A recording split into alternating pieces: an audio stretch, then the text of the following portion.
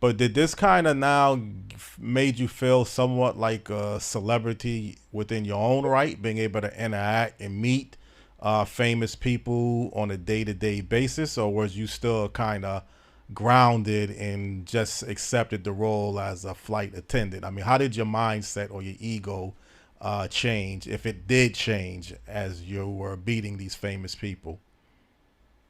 You have to stay grounded. Hmm. Yes, you can. Your ego could be over exaggerated, Right. but you do have to stay grounded because there's that was one of the things that my parents had instilled in me. Hmm. To respect others. I was never envious. I was never jealous of anybody else. I never lost who I was.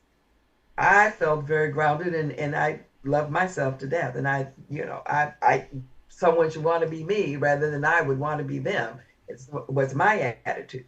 And so, no, I never let it go to my head. But did I feel like a star? Yes, I did. That's why I named the book Stars in the Sky, because we were the movie stars. We were the models on that same level. And Hmm. we were just on the airplane.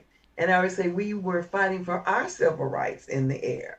And so getting back to the hurdles and the obstacles that we encountered back in that time period and the racism, we were fighting for our civil rights in the air because of all the racism everywhere. So even though you had got hired by Delta Airlines, you felt you had to work or prove yourself beyond just a normal flight attendant because of your race. Absolutely. They would not talk to us. The crew members, the captain would not talk to us because they were prejudiced. We could ask a passenger, you could ask a passenger if they wanted something to drink and they wouldn't answer. They would turn their head. And then when a white flight attendant would come up and ask, they would answer, or they would talk to them. And some passengers, with Patricia, our very first black flight attendant, he did say to her, "Don't you know your place?" And she did not understand what he was saying in the very beginning. And she was like baffled, like, what do you mean, my place? I'm on the airplane.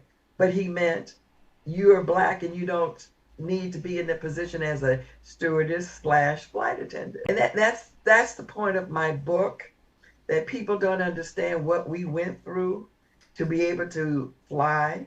And for the flight attendants that are walking around now and they just think is they applied and they got it, we opened the doors. Patricia Banks Edmondson is the very first one. This is in 1958. She is the one who opened the door for all of us. And so she opened the door, and we owe everything to her for getting that ball rolling and opening that door. And then she cracked it, and we kicked it open after that.